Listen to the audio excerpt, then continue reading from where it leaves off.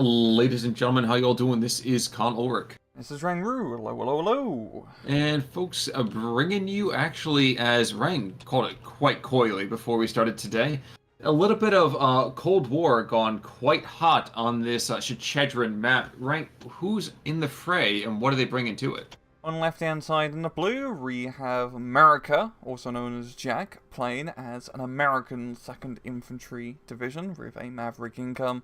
And on the right-hand side in the red, we have another very American player, Nilla, but this time playing as the Soviets, as the 97th Guard Infantry, also with a very Maverick income.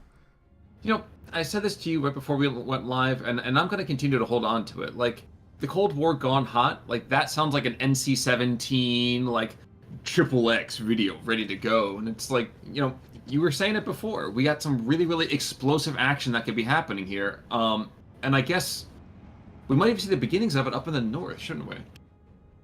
Oh, off-map artillery? Yes, there's Oh, something that's down south on my screen. Interesting. Oh, whoops. Okay, I was thinking actually. I look at north for some reason. I'm talking about the town being the northern side. We're gonna have explosive stuff down there too. But like, yes. So 152 off map coming over down here on that hillside. This could be quite deadly. Especially it might give just enough time for the Tanko Desant Niki to get up that hill with the Ognamachiki. And that half track going down, that's going to cause quite a bit of hassle here. Yeah, that is perfect timing of the infantry being brought in. A little bit danger close here for some of Nilla's dudes, but I guess he does like to live on the edge. He's got all the Ognamachikis actually loaded up in 50 cal half tracks, which is an interesting combination. It usually means it's slower to the punch in terms of getting to the front line, but you get a little bit of extra firepower with your flamethrowers. That's true, but one of the things that we do have to kind of keep an eye on is that there still are two stewards down here, and there's really no committed anti-tank except for this one PTR squad. Indeed, yeah, it should be able to keep back those half tracks from doing too much damage, and probably getting a little bit confused, Ryan having to blow up American half tracks. Lend-Lease is a heartless bitch, all I can say. Looking at the center of things, we actually are going to see another artillery strike coming down from that 152 off map, isn't it? Yeah, right on that eastern lung. That's going to be quite deadly. I'm trying to just keep an eye over everything. Strafniki in the north getting strafed, so lots of strafing happening as the P-38's coming on in and saying hello with his 20 mils and 12-7s. So, slam bang action all over the place. Who do you think has this early advantage? And I'll feel with Nilla once this off map comes down in the center. He should be in a pretty good position to retake that lung. And down south he does have that hill, which is pretty good. If he can just clear up the lung and also get rid of that American flamethrower team just in the southern central position, he should be able to neutralize it. But Jack/America has done a pretty good job of offensive play so far, but his off-map artillery has proven to be pretty brutal. That's true. He has been quite offensive to me anyway, I can certainly say. But 2 of 3 artillery strikes are gone within the first 3.5 minutes. So that's a lot of his early kind of boom really losing its utility as we go further and further along. Indeed it is. And it doesn't, I mean, neither side actually has a whole lot of artillery, mainly focusing more on off-maps and Ralph or Jack, you know, just a few cards of mortars, but that's really it. No real heavy hitters. No large howitzers apart from the support tab.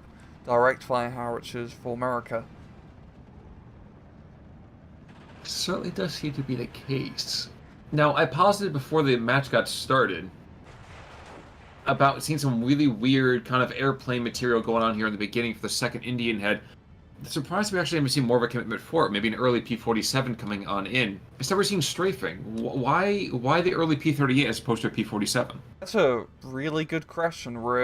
Me and Khan are actually very disappointed in you, America, for not taking Gabby. I just seen that's going to be hard to recover from.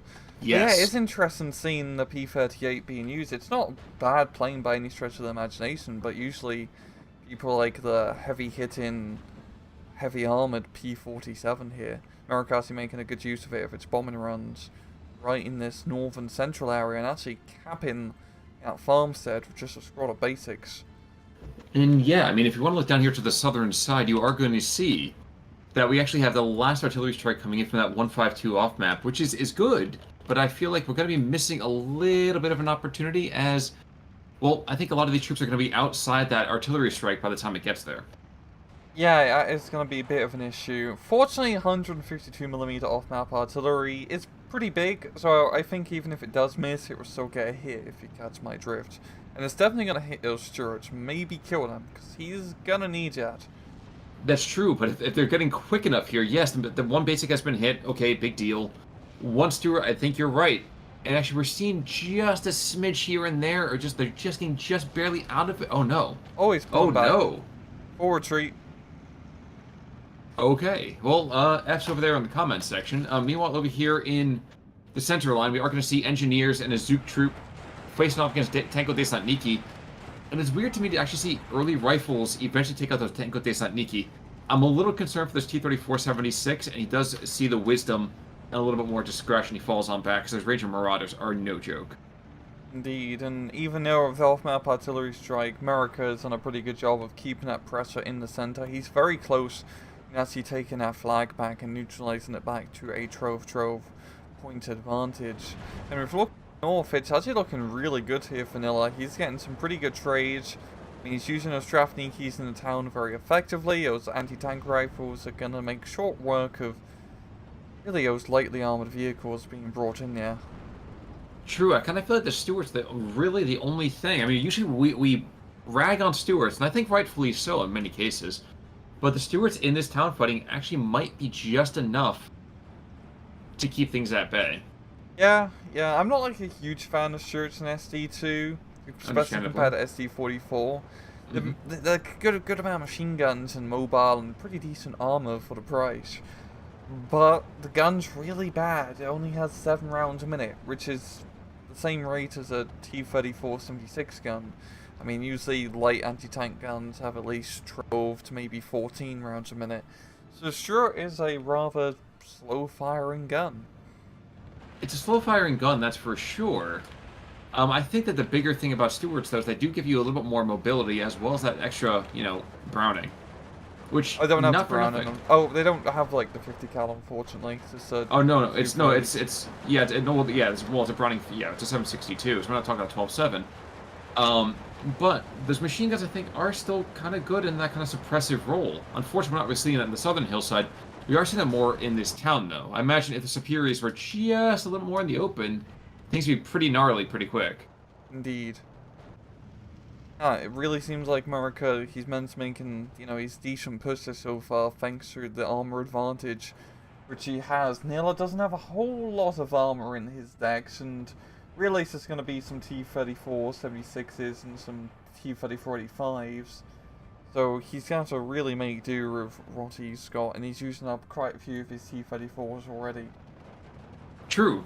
Now we are going to see a bit of an airstrike coming on, and that P-38 is back for some strange old reason. I was seeing there was a discussion that was going on in the SD2 Reddit, I think this past week. Someone was opining, by the way, the lung is turning quite blue again. It looks like he's starting to run out of some oxygen over there is Nilla. But someone was opining that HE needed to be buffed, complaining that snipers were way too good with their suppressing kind of fire. What do you think about that? Snipers should be really good at suppression. That's kind of the entire point. Like, to be able to suppress an enemy infantry in like 2 or 3 shots because you're being shot at by a sniper, it's not exactly a pleasant experience. And it's really all they have going for them is more of that suppression rather than the raw killing power. I felt very similarly to you on that one. It's just out of curiosity. It's one of those things. I think I agree that there are certainly times that HE shells maybe are not quite as effective as they could be, but I don't think the result is let's go and take away from snipers. Yeah. The only ridiculous thing about snipers is them being able to hit a kilometer. Yes. Yeah. Yes, we're not really talking about Carlos, what's his name, Hancock, with some 50 cal thing. Ranger Marauder, by the way, finally takes out T-34-76 in the center. And that's not the last AFV that's there. Indeed, really the heaviest thing that's there for the Americans is just going to be a howitzer track. And it's not going to do very well against those PTRDs. No, it will not. Yeah, Nilla of all the anti-tank rifles is going to make short work of any of these half-track vehicles. But even then, Mericraft doesn't have a whole lot of tanks either. He had some Shermans coming into B phase and some Wolverines and Hellcats, which would be nice, but it was pretty lightly armored too, Raven anti-tank rifles, especially against a Hellcat, can do quite a bit of damage. But shockingly enough, you know what else can do some damage is basics. In a 2-1 or 3-1 kind of engagement here, doing very well against you. And we're seeing these P-47s come down here to the southern side, kind of hammering that hilltop. A little bit overdue in my mind. He really needs to try and clear that hill, like, with a lot of artillery, or really airplane artillery in this case, as he doesn't have a whole lot of ground-based.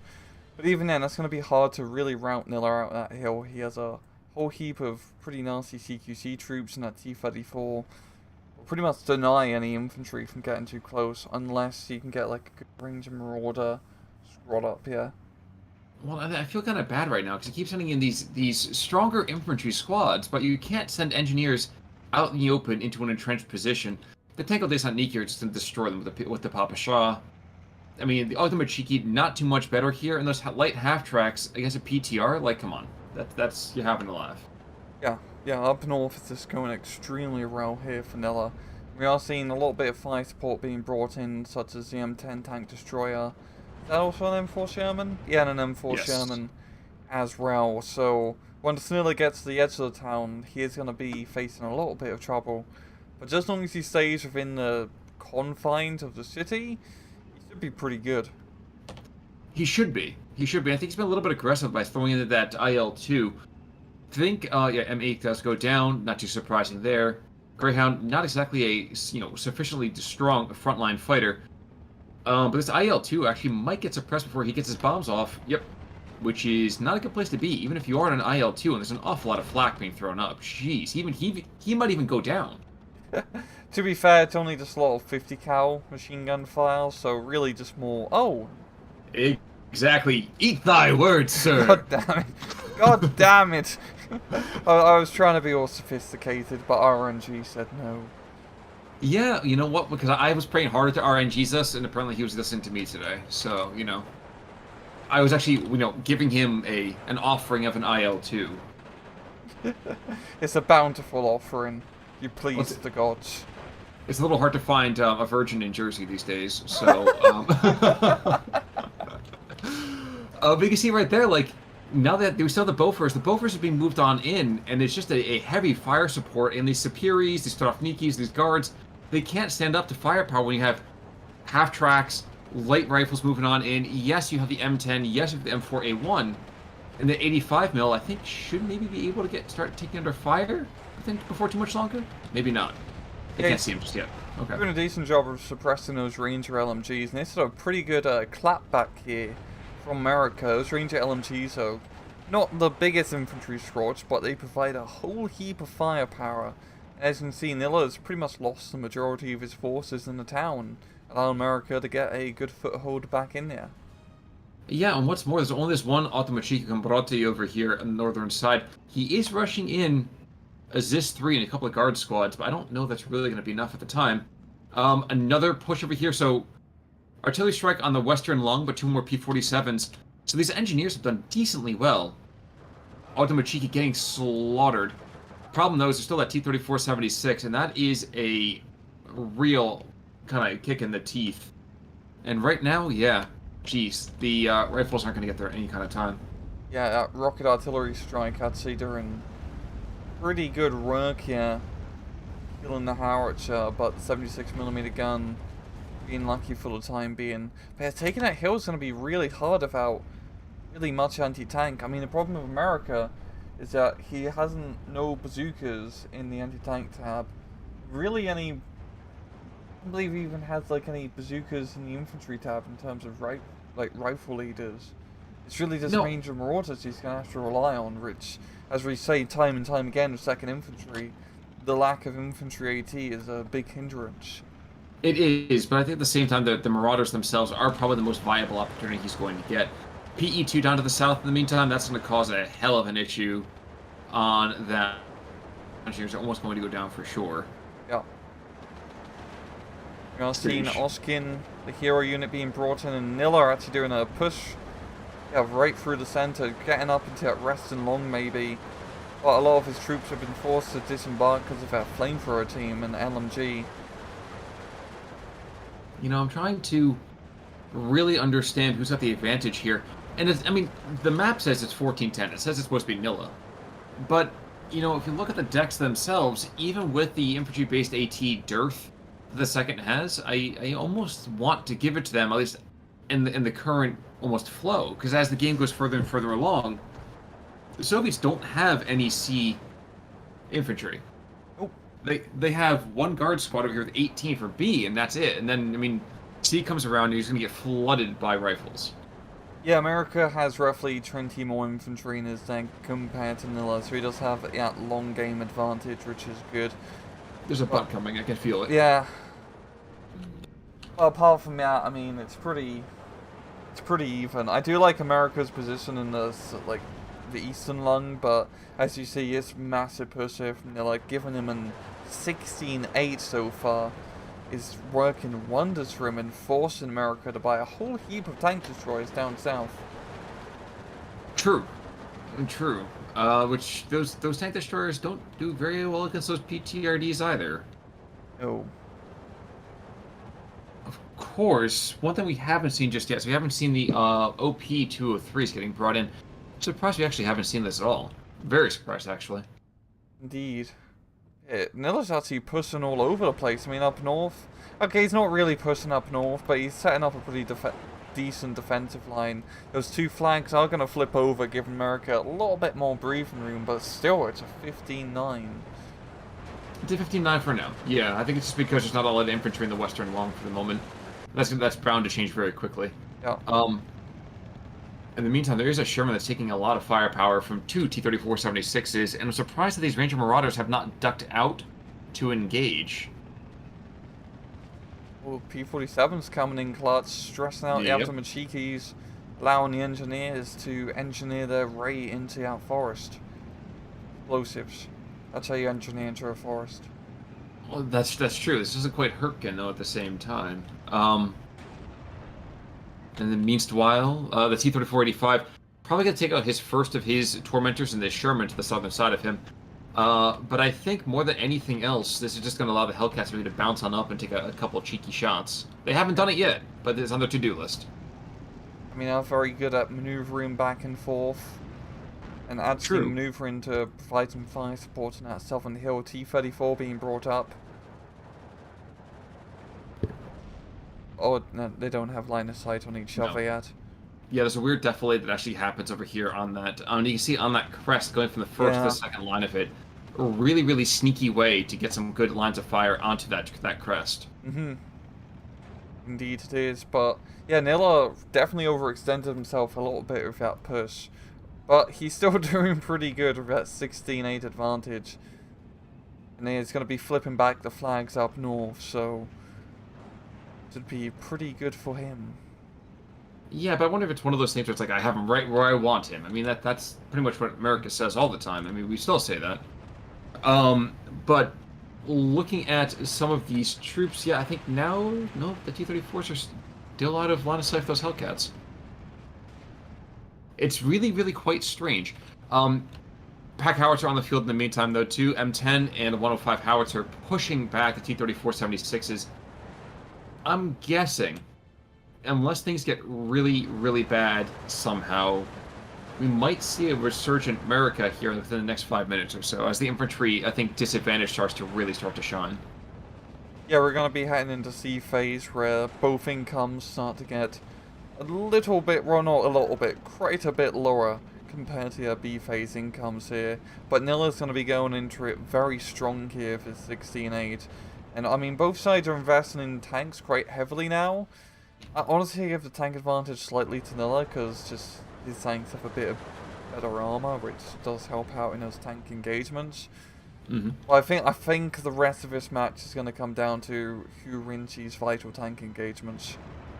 I'll tell you, he's not going to win right now, so it's Hellcats. Not one bit. Not dying, which is surprising. I was expecting him to go completely kaput. Well, P-47s, I think, are getting their own brand of vengeance here. Got the PE-2? Yep. Gonna hit the PE-2 for a little bit. They're gonna tickle things, but not really getting the kills he was hoping for. Oh. Oh, no, That no. little bit of freedom allows the Ultimachikis to sneak on in, and allows this hillside to be very, very red again. Indeed it does. Yeah, just that one T-34, he just has to keep it in that defensive position. Don't need to overextend, but any infantry that try to rush up the hill are going to meet a whole heap of DT fire. But now the T-34, yeah, he's going to back it off after exposing himself for a little bit too long. If you expose yourself in certain places, you get slapped in with a fine, you get put in jail. I'm not saying from personal experience. I'm just saying, legal things being what they are these days. Or hypothermia. That's also true. That's also true. Yeah. Late rifle squads, really kind of doing the Lord's work. Oh, geez, 57 mil is actually going to engage these two T-34s to the north. 2 shots takes down 2 T-34s, and that's a big loss right there. Indeed, that was a pretty good push here from Nilla in this north and central position, trying to hit the weak underbelly here of America. But it has managed to allow him to get that flag by the bridge, which is a pretty vital flag to hold on to. And he is already pushing back into the town once again. I think just all the anti-tank rifles is proven to be extremely helpful, as all this American armor just doesn't have a good time when being shot at by AT rifles. And that's true. And as Americans, we have quite a big soft underbelly. And an overbelly, for that matter, too. So, actually, down at the south, interesting, an Su-85 and Hellcats engaging with an M10 as well. So, we have those kind of sneaky tank killers, but the Russians, of course, thick with 4 Cs. Actually, 3 Cs, one for every one of the socialist republics. And I have no idea how we've never made that joke before. And one Hellcat does go down at long last to assist, too.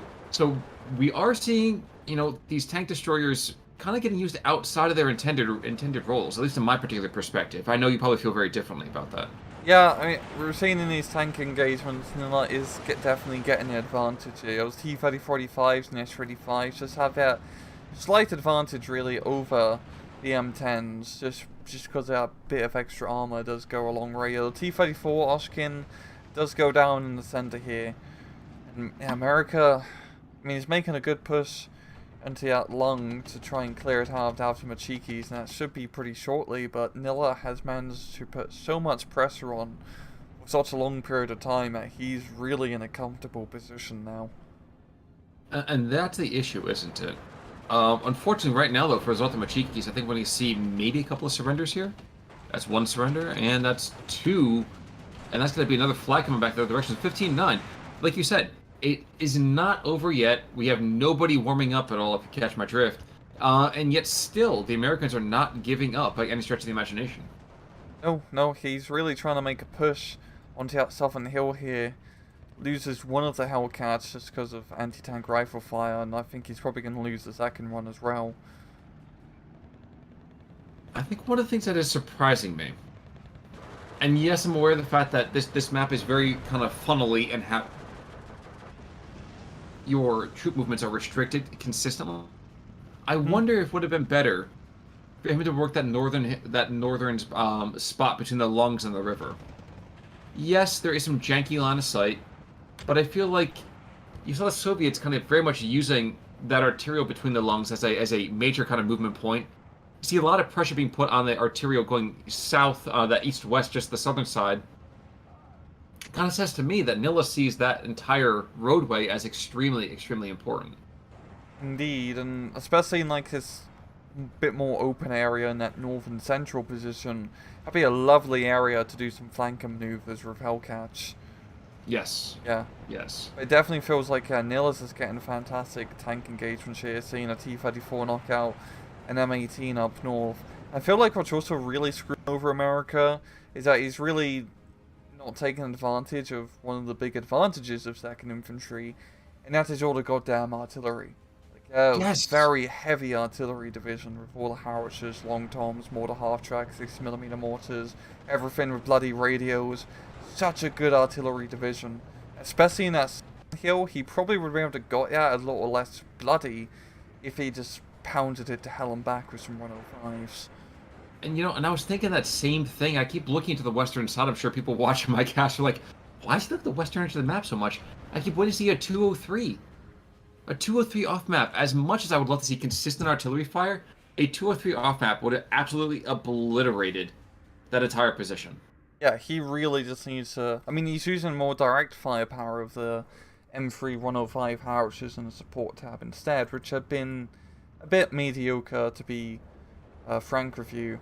But America has managed to stabilize a bit. It's only down to a -1 advantage, and he's making a push back onto the lungs. There's only 2 Machikis, yeah, so I feel like he should be able to clear it out. True. True. And honestly, if he hits the combat, I mean, we're not talking a major death blow in terms of just, loss of experience, but it's going to be good to get rid of some of that veterancy. Oh yeah, that would be extremely useful kill, knocking out. Even just some of that anti-air would definitely allow his P-47s and that P-38 a bit more free reign in the skies. And up north, actually, he's doing a pretty decent job of neutralizing Nilla's push. The guard DPs have gone down quite a bit in numbers, and it's really just one T-34 left. It is, but that one T-34 right now is more than enough to cause some hassles. Combat does go down in the meantime. Actually, no, he pulls back. We have a rifle squad trying to engage the 37 mil. He's going to get surrendered here in a second, though. That's another thing I guess that's been kind of surprising, is that we haven't seen that much in the way of leadership roles from the Americans. And in fact, I think you were right to make the comment. There's a couple of engineer leaders, and that's it. Yeah, same thing with the Soviets. Nilla only has 1 card of infantry leaders in that single IS-1 Comrati. So neither side, valuing leadership too much, wanting more frontline firepower, and that can definitely work, especially in this higher level gameplay, as if your leaders don't die, you don't need to buy new leaders, and you only really need so many leaders per front line of coverage.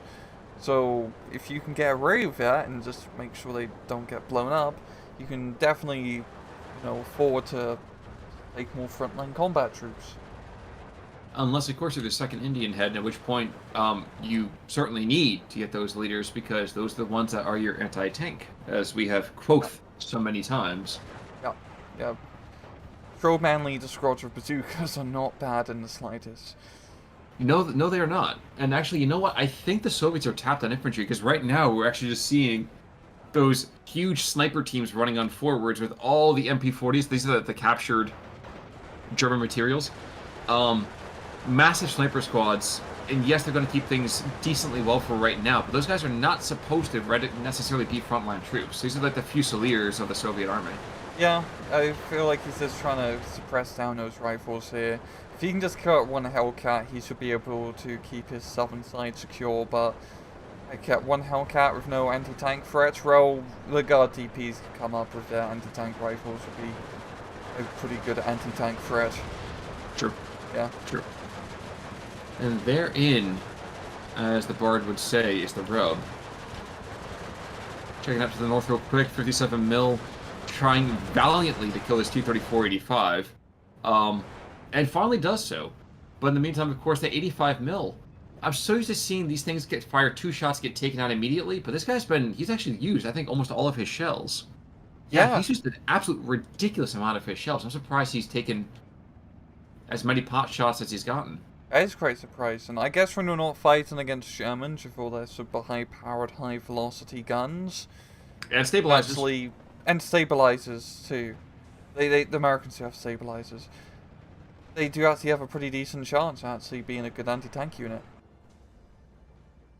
Yep, and I think that was one of the things that is just going to continue to be a sticking point in my metaphorical craw here, is what you said before. The artillery play, I think, was vastly underutilized, and I think it's really, really been the big issue over here for the Americans. I feel like they've missed a big opportunity, or 3. He's been engaging more of like tanks head-on, and actually, it's pretty even on the tanks now. I think America actually has a tank advantage. It's roughly the same, yeah. I mean, so that 1 IS Comrati maneuvering onto the lung to try and do a counter-attack, yeah. But yeah, which is funny, because if this was a year ago, I wouldn't even be thinking about artillery, because it's useless, but now in this meta, having a few long-range howitzers, indirect howitzers, can prove to be extremely vital. Especially on You a know, map like this where infantry units are clumped up on hills all the time.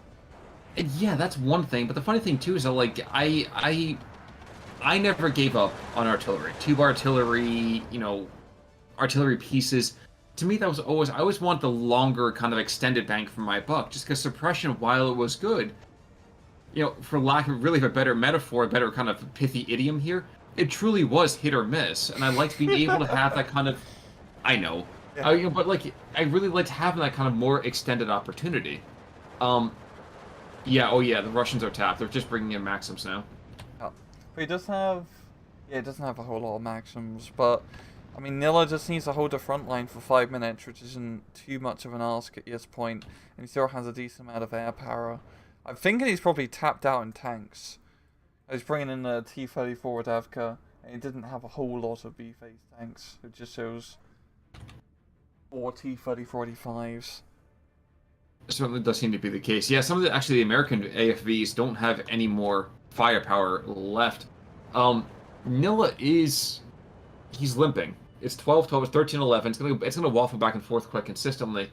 And I feel like it's only just very, very lucky or unlucky that certain things have not been taken just yet. Like these Maxims are gonna be forced out of their Jeeps and taken under fire by LMGs, and that's I think the not a great Maxims are going to place. make a pretty good push, actually. The rifles are pinned down. The howitzers don't have really good line of sight. He's going to be able to take that flag and at least give him a bit of a buffer in terms of points. Well, you were looking at the north. I was looking at Oh, the southern side of I this. was looking at Northern Maxims, never mind. Oh no, baby, you're all about up top. I'm down below. Hey, that's my grinder motto.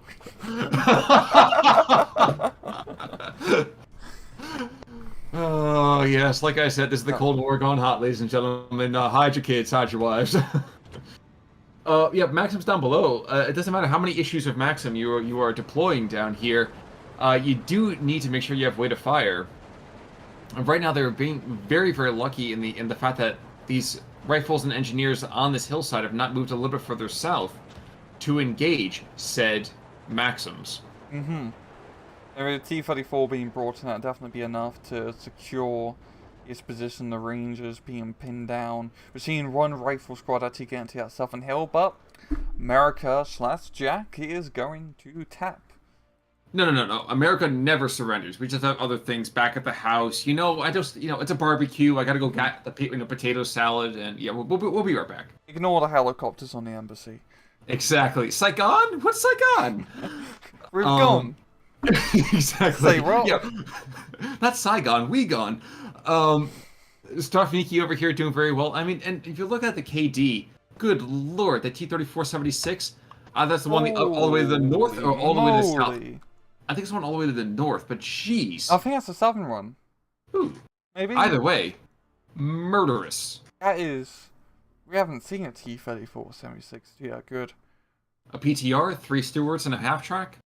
Strafniki, 6 or 7 kills right there. The 85 mil. The 85 mil's got 2 tank kills, 2 infantry, and an anti-tank position. Yeah. That's not an 85 mil that I'm used to seeing. Of course, the hero unit only got like 1 kill, and like Of course romantically. He killed a fish. Yeah. If we look at losses, nothing really popping out here. 1 M10 knockout. Actually, okay, that 1 M10 killed like 4 tanks, which is pretty good. Of course, it was Apollo. Yeah. Apart from that. Yeah. Which either says one of 2 things. Either some of the Soviet guys thought that they needed to be heroes of the Soviet, republics, and the Americans don't really care about that. It's all about the winning. Indeed. But regardless, a very, very, I think, definitive victory over here for the Soviets, and one that I feel like the Americans could have countered, had they brought in some artillery. Yeah, Nilla did a very lovely push, like in the middle of B phase. Yeah, just got a huge heap of territory and really forced America to just consolidate and really put them on the back foot for pretty much the rest of the match. Yeah, the artillery, he really needed, it felt like, especially in that southern hill. And yeah, I mean, just Nilla being more mavericky, and you need to be mavericky when you have maverick incomes. The irony of this is that the person who should be a Maverick, you know, the American player, isn't the Maverick. But that's okay. That's okay. Regardless. Any final thoughts there, sir? No. Well, folks, in that particular case, then, we will see you on Thursday. Until then, I'm Con Ulrich. I'm Rangaroo. Take it easy.